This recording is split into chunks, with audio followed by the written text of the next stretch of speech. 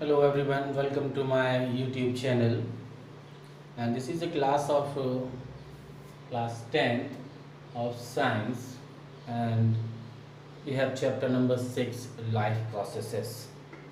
In the previous section we already studied about the nutrition and a type of nutrition, and that we studied about the autotrophic nutrition. The last topic which we studied in the previous section is the process of photosynthesis that will occur in the 3 steps, जो कि 3 step में होता है. And after that today we will study that components of the above reactions are necessary for photosynthesis. यानी कि ऊपर जितने भी हमने कंपोनेंट्स की बात की थी, जैसे कि क्लोरोफिल था, सनलाइट थी, वो किस तरीके से फोटोसिंथेसिस प्रोसेस के लिए अपने आप में ज़रूरी होते हैं, उसके बारे में अब इसमें जानेंगे कि क्लोरोफिल एक पौधे के लिए क्यों ज़रूरी है, कैसे ज़रूरी है, और सनलाइट भी किस तरीके से अपना बहुत ज़्यादा इम्पोर्टेंस रखती है.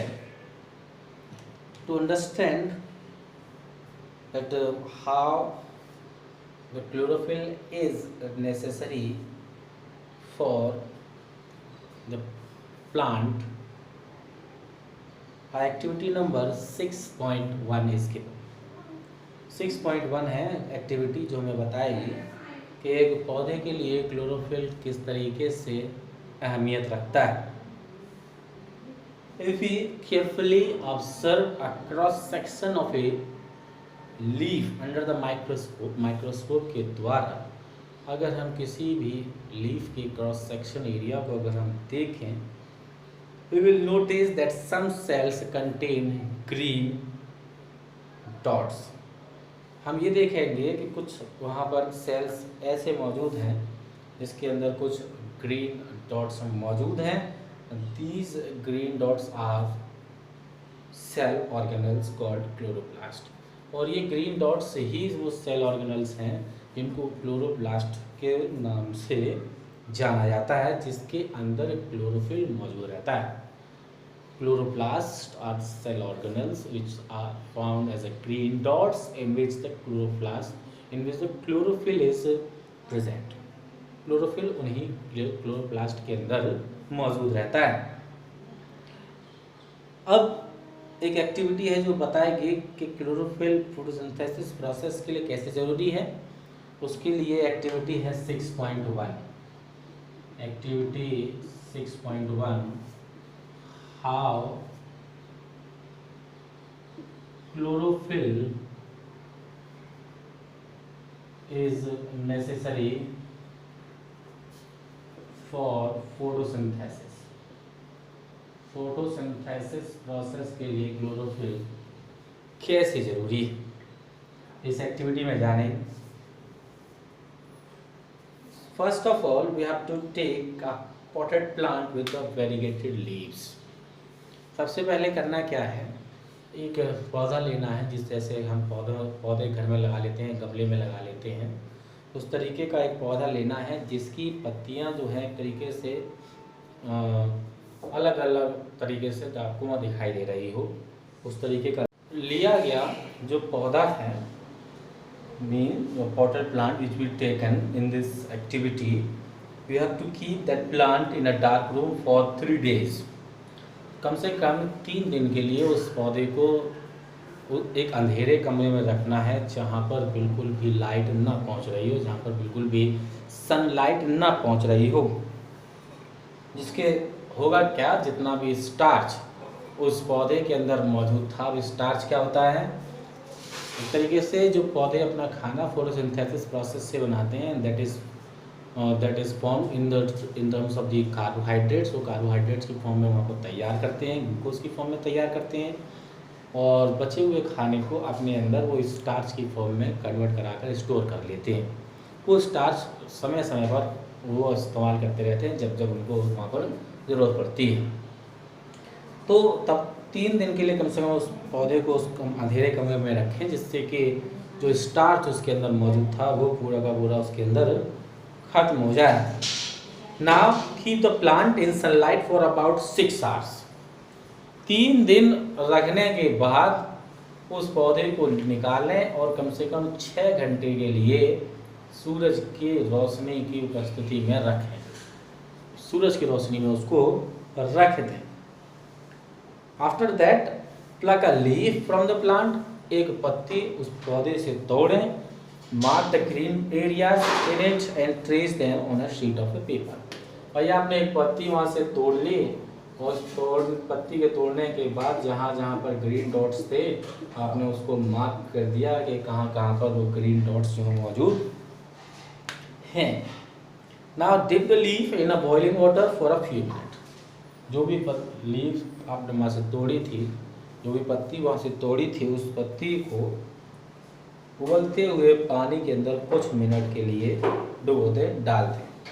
After this immerse it in a beaker containing alcohol. उस पानी से निकालें। उस पानी से निकालने के बाद अल्कोहल से भरे हुए बीकर के अंदर उस पत्ती को डाल दें और फिर उस बीकर को सावधानी पूर्वक एक वाटर बाथ, एक तरीके से वाटर बाथ के लिए एक बीकर के अंदर उस बीकर को रख दें।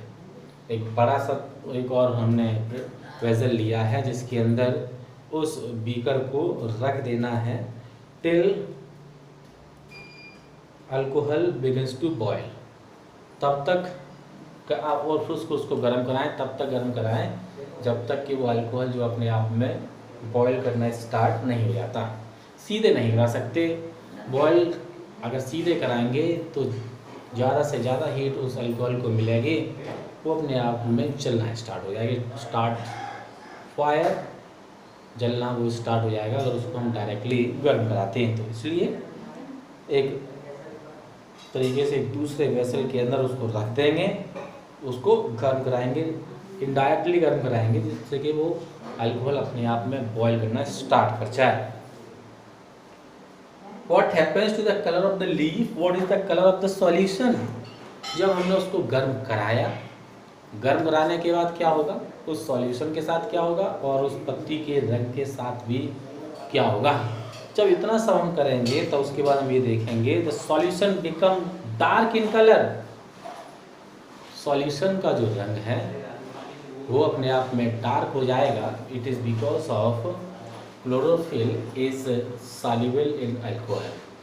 क्लोरोफिल जो है वो अल्कोहल के अंदर सॉल्युबल है, इसलिए अल्कोहल का जो रंग है वो अपने आप में डार्क हो जाएगा and leaf gets its colour off, यानी कि उस पत्ती का जो रंग है वो अपने आप में चला जाएगा, पत्ती का रंग उसके अंदर से निकल जाएगा। तो ये पत्ती का जो ये रंग था वो उसका नहीं रहेगा क्योंकि वो कलर जो है उस अल्कोहल के अंदर डिसॉल्व हो चुका है। Now dip the leaf in a dilute solution of iodine for a few minute. अब उस पत्ती को निकालकर आयोडीन सॉल्यूशन के अंदर कुछ मिनट के लिए डाल दें, फिर उसको उसके अंदर से निकाल दें। निकालने के बाद उसके कलर को ऑब्जर्व करें, उस पर देखें कि क्या वो स्पॉट्स मौजूद हैं या नहीं। जब उसके अंदर से उसको निकालेंगे तो कुछ ही जगह पर ब्लू ब्लैक कलर के कुछ स्पॉट्स दिखाई देंगे, हर एक जगह पर उस पत्ती पर स्पॉट दिखाई नहीं देगा। कहाँ पर दिखाई देंगे, जहाँ पर कुछ ना कुछ स्टार्च मौजूद रह गया होगा वहाँ पर ही वो ब्लू ब्लैक कलर के डॉट्स दिखाई देंगे। बाकी पूरी पत्ती के अंदर किसी भी तरीके के कोई कलर दिखाई नहीं देगा। इस एक्टिविटी से हम ये जान पा रहे हैं कि क्लोरोफिल जो है वो अपने आप में फोटोसिंथेसिस के लिए ज़रूरी है। फोटोसिंथेसिस क्लोरोफिल के बगैर अपने आप में नहीं हो सकता। Now let us study how the plant obtain carbon dioxide. आप ये जानते हैं कि प्लांट्स जो है वो कार्बन डाइऑक्साइड को किस तरीके से लेते हैं।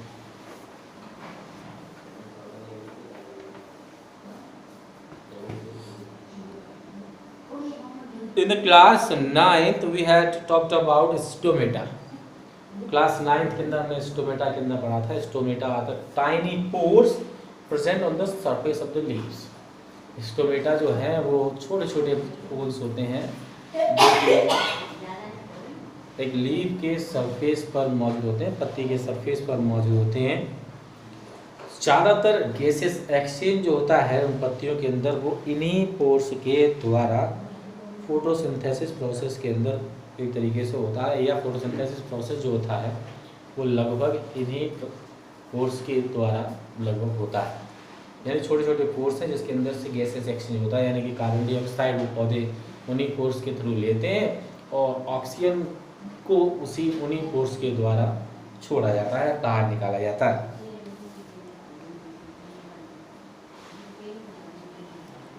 But it is important to note here that gaseous exchange occurs across the surface of stems, roots and leaves as well.